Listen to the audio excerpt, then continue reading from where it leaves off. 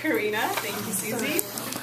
So critical thinking, which is the ability to think clearly and rationally, and what to do and what to believe in, has been taught to me ever since I moved here from Russia a couple of years back.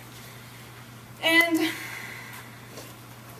it was something I was always aware of, but not completely fully until I came to this class, where I learned that the toleration of uncertainty revolves around language and the way that it's presented to us, which makes it very ambiguous and makes us kind of doubt the problem of the claim.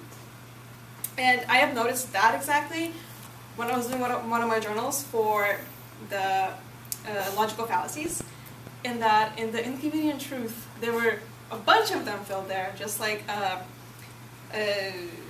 appeal to authority, generalizations, all of those things, which made me question the validity of Al Gore's claims, which were mainly based on his conclusions and observations. And this was particularly interesting to me after I researched data for my own topic and my own brief, and realized that many of the things that were stated in the video turned out to be false and inconclusive, which made me even more skeptical about the impact of global warming. But now, after taking this class, I have realized how important it is to critically think and research a particular topic or claim on my own, and to come up with a solid conclusion, since evidence can be easily manipulated and distorted, which can really affect judgment. After learning about the Milgram experiment, which is based on the Nuremberg trial, to reveal why the Nazi soldiers followed Hitler's orders and, killed Jewish people and Russian people and gypsies and all those other people. And this stuck out to me because it's really easy to convince somebody based on authority and power. And this made me realize that I will not be easily swayed just because an authority figure said something is true, and I will continue to find credible sources on my own and then make an opinion based on that.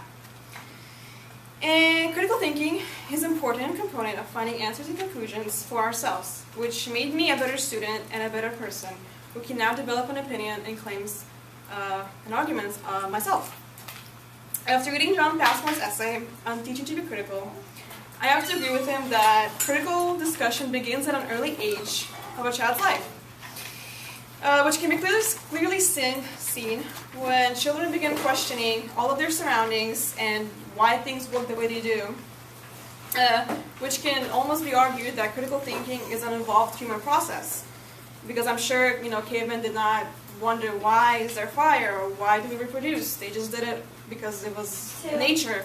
But then as time went on, now we actually think, why do we do things? Like, what is the meaning of life? Why do we do what we do? And it is true that as a child grows older, so does the way they critically think, because it widens and concludes different types of claims and discussions that can range from politics to how plants grow. And this is an important component that I have learned after attending many classes from high school to UCLA, and now I can apply a variety of skills in critical thinking as well as topics, which became even more reaffirmed throughout this class, because it has taught me to engage and not just take the word of authority or figure for the absolute truth. Another thing that I learned from this class is that it is kind of easy, not easy, but it's not that difficult to spot a BS, especially during cross-examinations, which has happened to me because I stumbled when Michael questioned me about my source. And these micro-expressions are very easy to detect, as well as the many ums and uhs that people say, which display discomfort. And the more people presented their briefs, the more my BS detector evolved, because nobody can really know the answer to all the questions that were asked of them. And I will continue to expand my BS detector by observing people and their expressions even more closely than before now, especially when they fish with their hands or make eye contact that doesn't point to anybody, just outside. And after taking this class and seeing how easy it is to lie, I have become more aware of my own behavior, and that I realize that I need to maintain composure and eye contact, as well as my confidence, no matter if I know the correct answer or not. Thank you.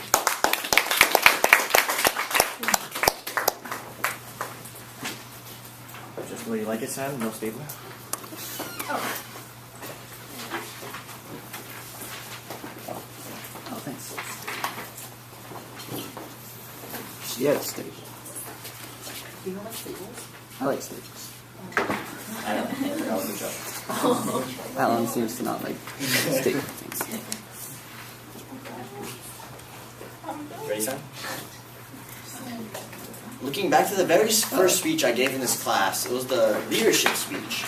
And I really didn't know how it was going to go. I told everybody, like, hey, I'll help you guys out, and that I was a climate skeptic here at UCLA.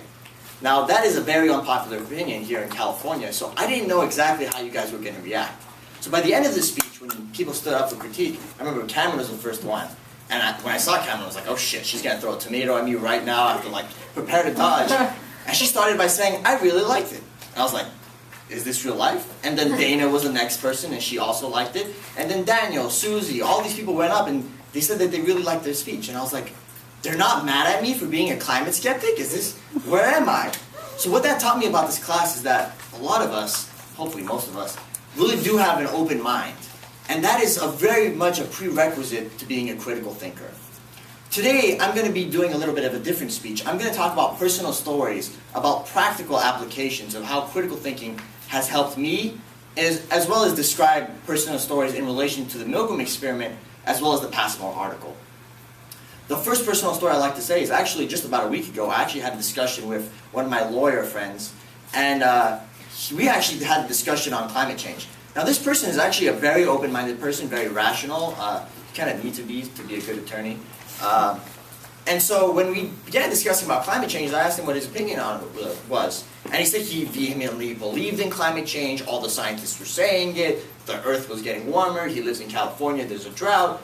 And when he said all of this stuff, immediately that BS detector that we've been talking about this whole time, like how we use critical thinking to validate or invalidate information, went off. Because the research that I had done in this course said that first of all, I mean, we're getting out of the drought. Record temperatures are no longer being hit. In fact, the average temperature is beginning to decline, which goes against this notion of global warming. And when I told him this, and I even showed the evidence to support that, he actually, because he had an open mind, we had a reasonable discussion, and I actually helped sway him. He's not a climate skeptic now, but he is now more skeptical of his own position. And that is ultimately the purpose of critical thinking, is to have this exchanging of ideas to be able to sway, convince, and be able to sway and convince yourself as well. The second thing I'd like to talk about is the Milgram experiment, in which we talk about the obedience towards authority. And many of us say that, like, there's no way if I was in that situation that I'd be doing something so unethical. Like, that's just not me. Well, I can say that even this last January, I was also a victim of the quote-unquote Milgram experiment. We had a guest in my movie theater who was obviously on some form of drug or was really intoxicated, and he assaulted one of our managers and then stormed out the building. Now, my manager was beginning to call the cops, and he said, hey, Alan, go follow him outside the building. And at first I'm like, he just like literally attacked somebody, he is clearly not in the right state of mind. Is it really proper for me to go and follow this guy? I'm like, I'm not physically trained at all, like, look at me. And so I went outside to go look at him, even though I doubted it at first, because my manager, my authority figure, told me to do it. And then when I first looked at him, I couldn't find him.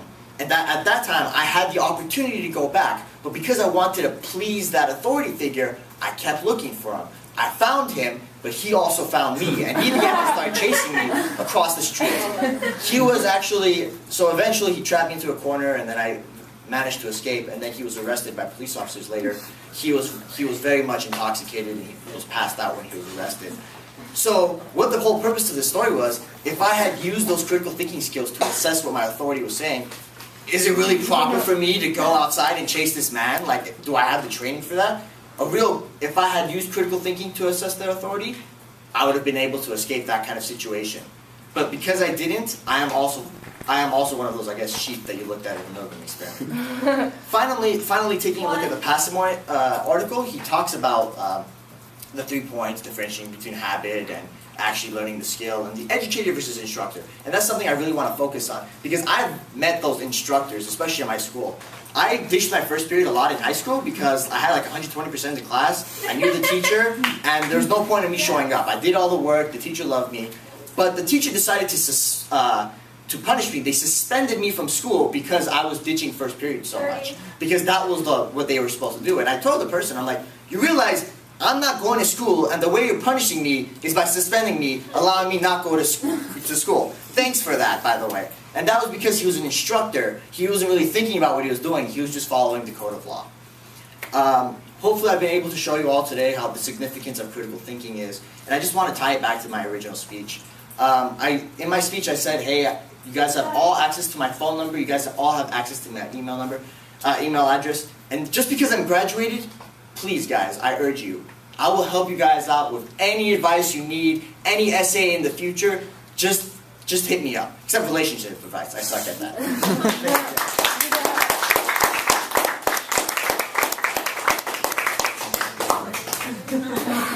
Okay, Matana?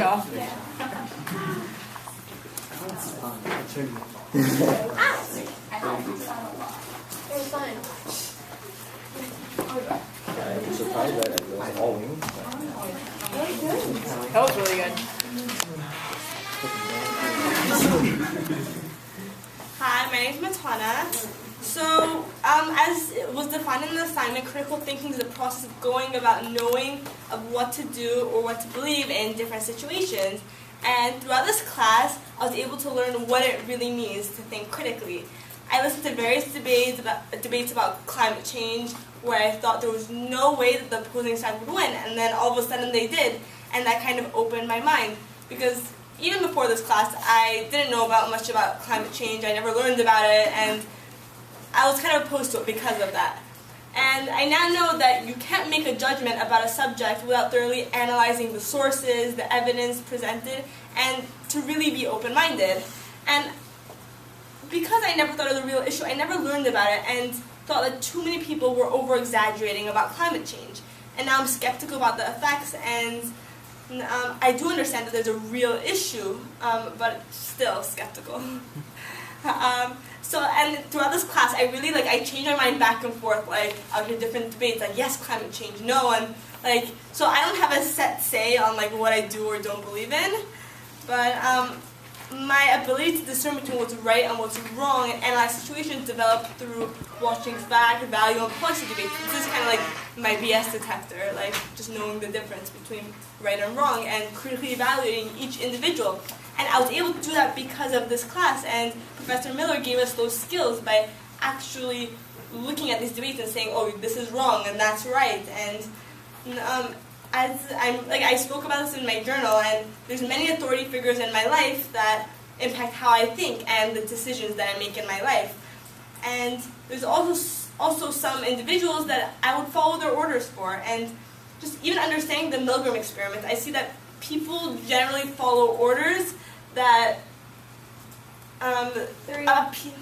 people that they kind of have the same values at, and they're capable of even inflicting pain on others if they're ordered to. And examples of authority figures in my life are parents, teachers, mentors, and in this class I gained skills to really question these authority figures. I became skeptical of the legitimacy of the claims that they made, and just because my teacher makes a claim and says that, oh, this is my idea on the issue, just because they have credentials and they went to school doesn't mean that I have to necessarily listen to them.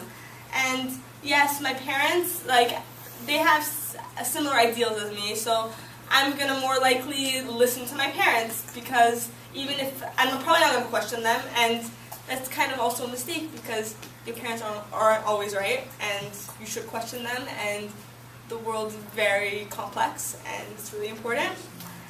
And so Passmore discusses in his essay how to teach someone's student to be critical thinkers. And he really mentioned an important point on the fault of teaching forms that teachers have. And so he's yeah, people could be naturally critical, ask questions, whatever, but to really discern, you kind of need a teacher to guide you, to really help your thought process to make it a real thing in your life. And there's different types of questions that they can ask, and they can ask a question that okay, I'm asking you a question, but I know the answer, and ultimately, yeah, as other people discussed, yeah, they're trying to get you to that answer, But if the teacher asks a question that he doesn't know the answer and other people don't know the answer, you can kind of end off the discussion with more questions, and that makes people a better critical thinker. That makes the students better, and that's what education is all about. And nowadays we rarely have that, and except in this class we really were able to gain that, which is amazing. And so having comment and analyze climate debates throughout the quarter, I really have a real opinion about fracking, which I researched, and weather predictions, global warming, and other issues that I never really thought about before. And the skills that I gained from this class, it'll be long-lasting, and it changed what I do and don't accept from the world, because I got to analyze new subjects. And my BS detector developed and allowed me to really question the world, and I'm better able to understand false information that's presented in front of me, while before I could have accepted general facts that people told me without analyzing the opposition. So now I'll be a lot more skeptical about people and everyone else, and yeah, before I thought global warming was an issue and I never bothered to ask questions. Now I'm more open to asking questions, and I never really challenged people who said global warming was a hoax, but now I'm skeptical. Yeah.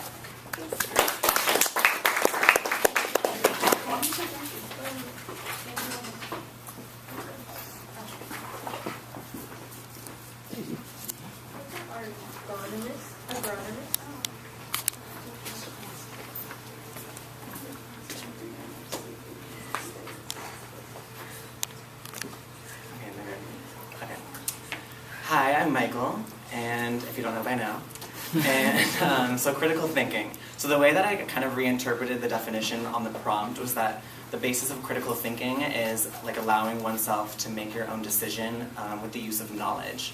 And I feel like in the beginning of the class, as far as climate change, a lot of our ideas of climate change, we just thought, most of us thought like climate change was real.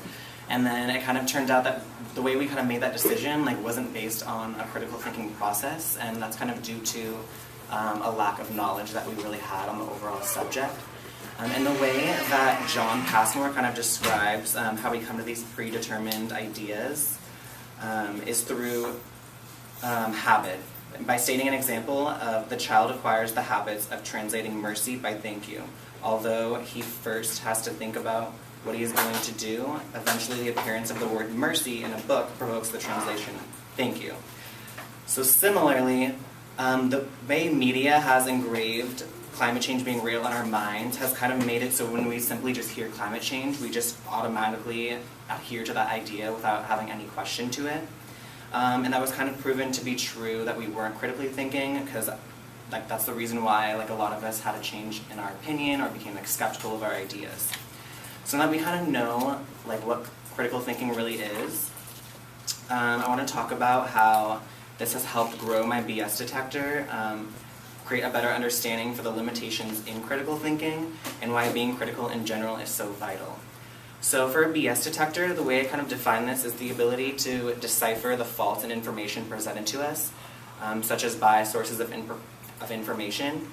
And the use of a BS detector is to look for validity in information before we decide to adhere to it. So for my personal BS detector, the way it has evolved over the course of the quarter is that now I've become aware to check for any signs of bias or politically driven information, as I have in the past unknowingly just kind of given adherence to things that sounded like it could be true, when in fact there was a bias behind it. Second, that through questioning ideas presented, even the ones that sound super clear, I've been able to have a more critical and educational basis for my adherence, so that is I can actually explain why I believe what I do instead of just it sounded right, or why would it not be. I can actually have a clear explanation. And then for an example of the importance of having a BS detector is that as we're all adults, we're all going to have to continue making political decisions and just important decisions in our lives. So being able to just continue questioning things and really understand why we're going to believe what we want to believe will help us in just making more beneficial choices and overall become a better critical thinker, which is therefore just becoming better decision makers in general. And then although that I have grown in critical critical thinking, it's also important to realize the role that authority plays. So this can be best explained by the Milgram experiment, where people were instructed to give different levels of shock to others by an authority figure. And it was discovered that, quote, 65% of participants continue to the highest level of 450 volts. So this disturbing finding reveals how we can quickly distract ourselves from critical thinking, so it's something that we always need to be aware of, because it can go, we can unconsciously not realize that we're not actually critically thinking. And then John Passmore also explains how it's still possible to be critical in these authoritative situations, when he says that authoritarian systems of education very commonly produce pupils who are extremely critical, but only of those who do not fully adhere to the accepted beliefs, the accepted rules, and the accepted modes of action. So in this, he's saying that in order to become critical with authority present, we must not adhere or believe everything they're telling us, which doesn't mean that we need to argue with them, but to take what they're saying as more of suggestions and really look at it for ourselves before we kind of adhere to what they're telling us, because they could be true, but that doesn't mean that they always are. So overall, critical thinking is kind of vital for all decision making in life. In that, now that the quarter is at an end, we now know that critical thinking is not just a good skill set to have, but it's a necessary skill set to have in order to avoid making blind judgments, and having an educational basis to explain why we think what we do about different things, and not just because we saw it online or because we heard it somewhere else.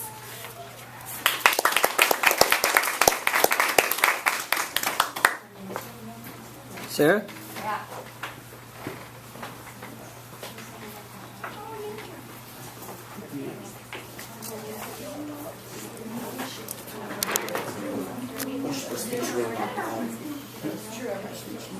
Can you go over here, please? Yeah. Okay, so when considering the current political climate, no pun intended, as well as the fact that we are in California, and it is one of the most staunchly liberal states in the discussion of climate change, I think the significance of discussing critical thinking when it comes to this topic can't be overstated. So I want to first speak about critical thinking and what makes someone a critical thinker, specifically what I've learned in this class. Then I want to speak about just certain snippets of this class that stuck out to me in the What I Learned section of this essay prompt. And I will bring in the Milgram experiment. Lastly, I will discuss how my BS detector has evolved and what I've learned. So, one thing I think that we should also acknowledge, I don't think it's been acknowledged as much as it could have been, is that cross-examinations and refutations are essential to someone being a critical thinker. Not only do we have to listen to all sides of the debate, we also need to give people a chance to respond to viewpoints that differ from themselves. And so we learn that through cross-examination and refutation. I remember that certain people, I think Shane did this a number of times. He said he made his decision on who won the debate purely based off of cross-examination. So it's essential, if one wants to think critically, to also allow people and afford them the opportunity to respond. Secondly, I think that it's very important to address the notion of solvency and the practicality. Oftentimes things sound really good in practice, but unfortunately they're often almost utopian. I remember a specific example of this, I believe, was in Athenas Speech, where she kept stating that coal was sustainable, whereas alternative energies were unsustainable. And I would have loved to hear the support for that. I probably deep down may agree with that, but I didn't hear the support or the practicality of it, and so I would have liked to hear the solvency, and if that had been in play, I think we all would have been able to think more critically about the topic you presented, and come to different conclusions. Additionally, I think it's important in thinking critically to look for nuances in specific languages, which we tend to sometimes gloss over on a debate of such magnitude, but I think Ascanio did a wonderful job of pointing out that in the Paris Agreement, the language permitted everyone and allowed all countries to do things that were voluntary and up to their specific standards, not holding everyone to a universal standard. So I learned that in order to think critically, we also need to look at the nuances and the specific small details in languages, and that can affect our overall understanding. On John Passmore's essay on the on teaching to be critical, there was one line that stood out to me, and I want to read it and then I'll comment. He wrote about teachers often throughout the essay, and he wrote, quote, "If it is true that to be critical is a character trait, we can easily understand why it is in practice difficult for teachers to teach their pupils to be critical. I disagree because of this class. However, I think that unfortunately teachers, and I know a lot of people said in high school, did a poor job of allowing people to expand their mind and expand their options. I think unfortunately in universities it's the same way. A lot of university professors tend to lean one way politically, and other university professors who, let's say, differ from them feel almost like they have to shy or tone down their thoughts so that they don't seem out of place and they're not criticized, which ultimately deprives students of a diversity in thought. And in regards to my BS detector has evolved specifically in questioning statistics and numbers, and this isn't something that someone would automatically think to question. You question opinions and values and how to effectively carry out a policy to better society, but no one really questions stats. They're hard numbers, it's supposed to be concrete evidence. But I've learned to question things that are based on one statistic. I remember in Louis' debate, there was one statistic that his opposition kept bringing up, a 67%. And because there wasn't an incredible amount of support on that one statistic, he was able to poke holes in it and Louis won his debate. That statistic may have been correct, but I've learned that things, if they aren't founded by a plethora of other statistics, are often subject to criticism. And to conclude, I just want to say that we can continue to expand our BS detector by not only allowing ourselves to hear opinions of other people who disagree with us, but also ensuring that each side has a plethora or a myriad of evidence that supports or goes against whatever you're saying, and to just start questioning other people's claims and see where that leads you to. So, thank you.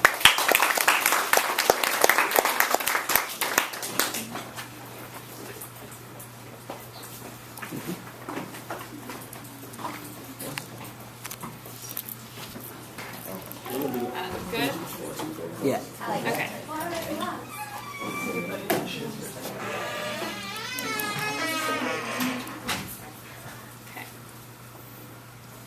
So, hello everyone, my name is Athena.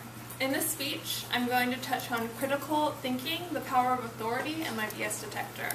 So last week, I watched all of you stand up here and deliver a speech on how your views of global warming have changed over the course of the class. And from this, I feel like I can say that the majority of us came in here feeling pretty certain in our views. I know I did. However, this class has taught many of us that the topic of climate change is a lot more complicated than we previously thought and is actually a topic open for debate. Growing up, I was told by my mother, grandmother, and teachers that climate change was a real, proven phenomenon. I would often observe them mocking the so-called climate deniers by labeling them as dim-witted or ignorant. And what did I do? I followed suit and began to view any person who did so much as question climate change to be an irrational and ridiculous individual. I thought that believing so strongly in climate change made me part of some sort of enlightened collective, but in reality, it made me actually pretty close-minded and frankly ignorant. I was blindly following the beliefs of my mother, grandmother, and teachers because they were the most well-educated authorities in my life at the time, and my thought is, well, they must be right. And to be honest, I never even thought to question their opinions on climate change until this class. Now, I don't consider myself to be a person who blindly follows other people, so I was kind of confused when I made this realization. Why have I believed a statement that made by an authority for so long without ever questioning it? To answer this, I turned to Passmore's essay on teaching to be critical. In this, Passmore explained how our traditional school system is an authoritarian one where students are often given exams where they are tested on the knowledge of the educator. We are led to believe that teachers are some sort of divine collection of absolute knowledge, And therefore, this type of system creates students who rely on authority figures for truth.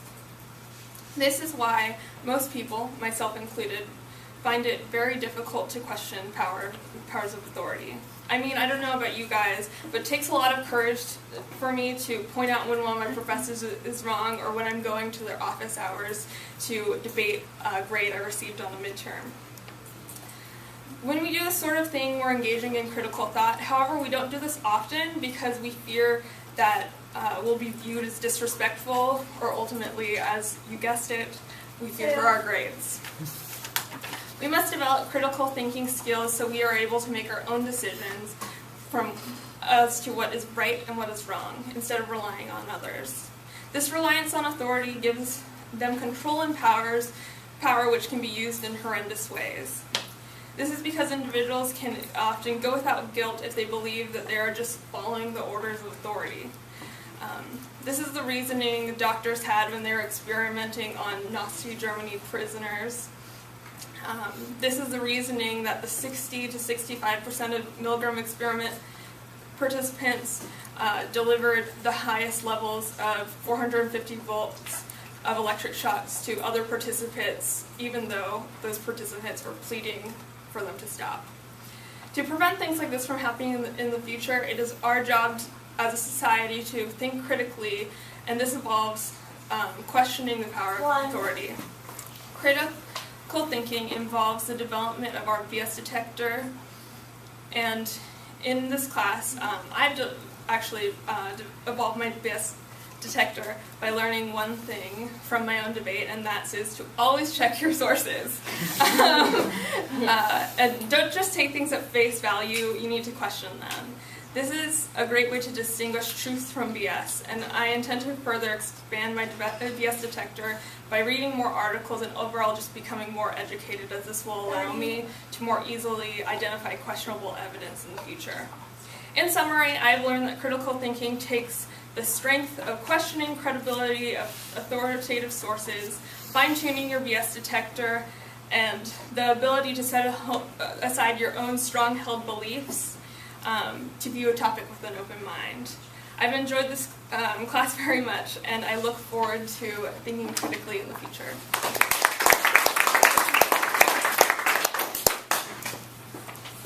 Genevieve?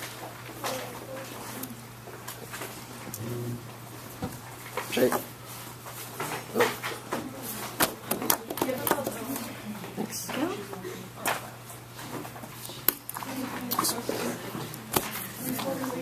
We made it all the way to the Z's. Yay. Alright. Hi, my name is Genevieve. I'm going to talk today about critical thinking and my personal BS detector, or bullshit detector. It's the same syllables. It's not really a shorter saying BS, in my opinion. I'll be talking about this in regards to my UCLA experiences and my experience before that. So about 3.5 years ago, I walked into UCLA and I went to my first week of school. We were all gathered in the Poly Pavilion, all the new students, and we were told that we were the future and how big of a legacy we were going to leave on UCLA, just like every student before us. I listened and I thought, wow, everyone's full of you-know-what at the school, but I kept on listening, being like, okay, they're trying to motivate us, they're trying to get us going. And then they said something that actually really stuck with me. It was one of the speakers, I can't remember who, it was probably an old white guy. He said, you're going to learn a lot of things from this school, but one thing that's going to happen over every major, over every degree, is you're going to gain the skill of critical thinking. I thought, wow, this is a pretty specific skill set they're promising me. I started thinking about it, and especially when we had to read Passmore's essay, it really got to me thinking, okay, did I actually gain this skill leaving this university? So Passmore says that critical thinking can indeed act more like a character trait than a skill. It can be encouraged and honed, but indeed there are just certain character traits that kind of perpetuate it. I would tend to agree with this. Before I came to UCLA, I went to high school, like many of us did. And at this high school, I was once in sophomore year called a tramp by my teacher. I was in my class, and I wore a crop top, as you can see I'm doing today. Last day of a college student. And she says, you cannot wear that in my classroom. I said, we do not have a dress code at this school. She said, my parents might let me tramp around, but I can't do that in her classroom. I then said, that's bullshit. I was asked to leave the classroom, and she said, don't act like that in my classroom. I said, would you rather me wear a parka every day to school? And she said yes. So I went home and I talked to my mom about it, being like, my mom's gonna be outraged just like me. She once sued Cal for not letting her in because she was pregnant at the time, and she sued them thinking they didn't let her in because she was pregnant, and it turns out she won. So I was thinking, my mom's totally me on my back. She wasn't. She said, this is her classroom, it's her rules, you gotta go with them. So I thought about this and said, okay, there's an authority figure, just like we saw in the Milgram experiment. Am I gonna just appease to them just because it's the rules, just because I want the good grade? Instead, I wore a parka for 3 weeks to school. Oh my goodness. I brought it on for that class, and I took it off and put it in my locker for the rest, just to make my point. But then it became spring, and it got really hot, so I kind of dropped it. But it made my point, and it made me feel pretty good about myself. It made me question not only just what type of achievement I want to get from school, but also how I want to do it, what the value of my achievements is going to be.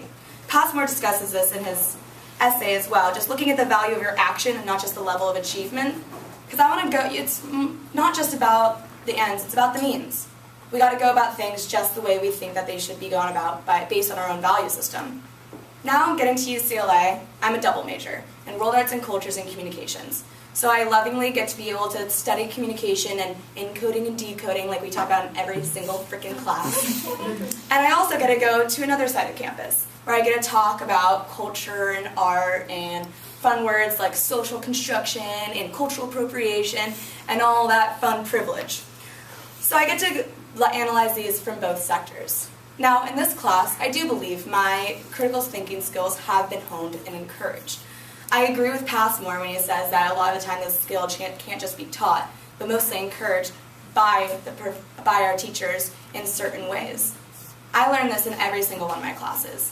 I learned this in a class that I took about deconstructing Disney and race, power, and gender, go whack, and we talked about it in all respects and how we can't just look at a Disney movie or anything for its face value.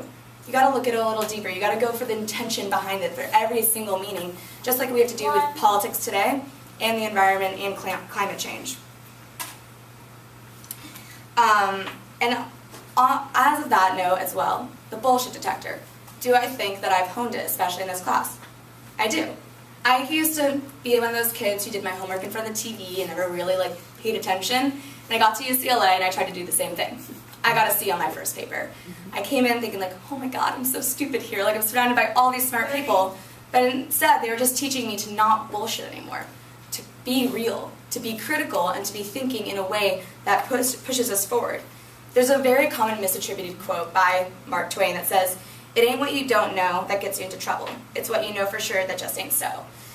It's debated whether Mark Twain ever said or wrote this, but this is one of my favorite quotes, I'm not gonna lie. For all I know, it was Trump, I have no idea. But it's true, it's one of my favorite quotes because it is true. It's not what you don't know. If you say you don't know, it's a great thing. It's when you say that you know everything, that's when you get into trouble. So now as I leave UCLA, I can guaranteedly say that I did gain the skill of critical thinking.